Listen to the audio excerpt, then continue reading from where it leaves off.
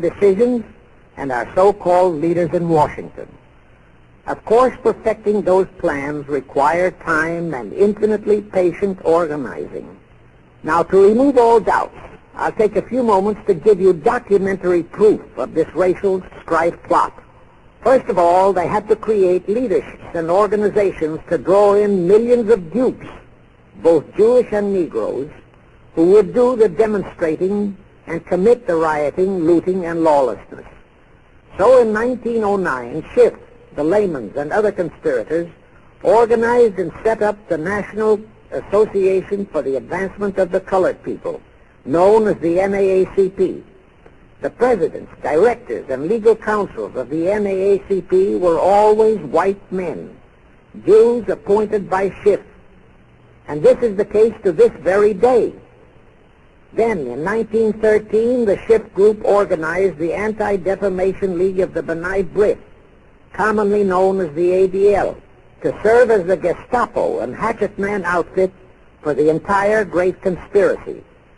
Today, this sinister ADL maintains over 2,000 agencies in all parts of the country, and they advise and completely control every action of the NAACP, CORE, of the Urban League, of all the other so-called Negro civil rights organizations throughout the nation, including such leaders as Martin Lucifer King, Stokely Carmichael, Bayard Rustin, and others of that ilk.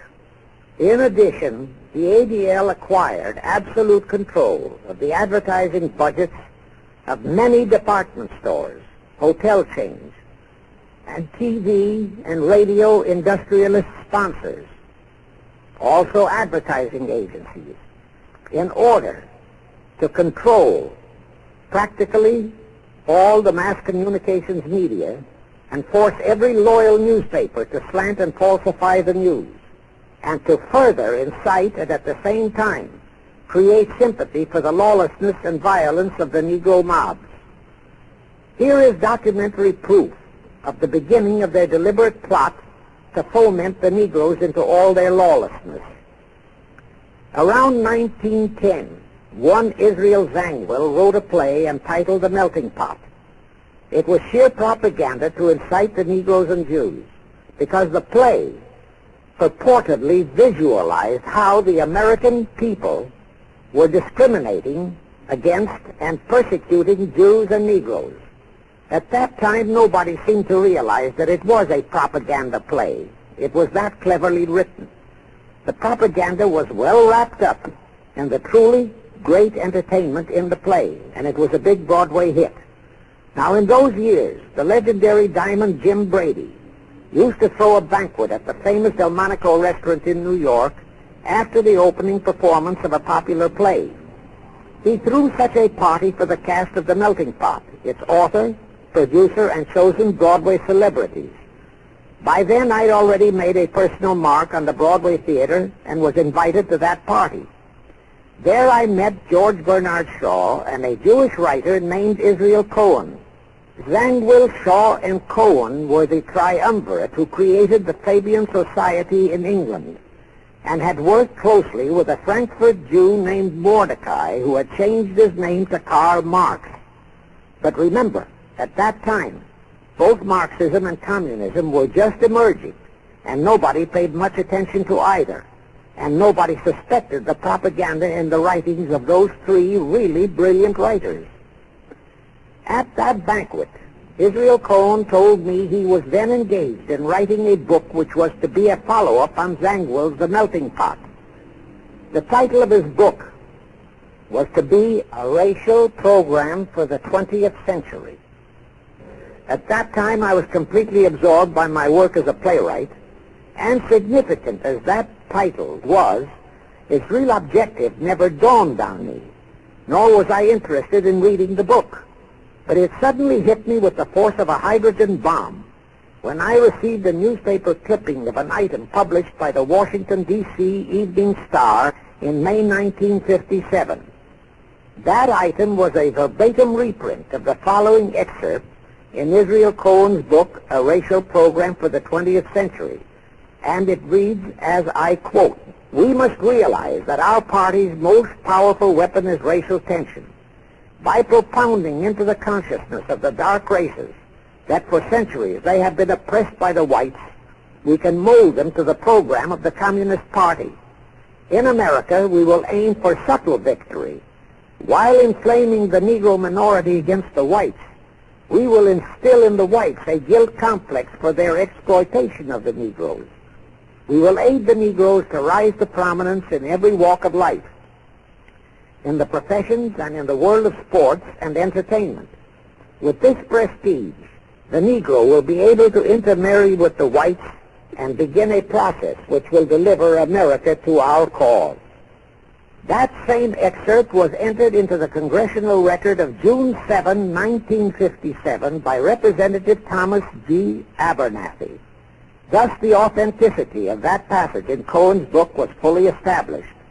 But the one question that remained in my mind was whether it represented the official policy or plot of the Communist Party or just a personal expression of Cohen himself. Hence I sought more proof, and I found it.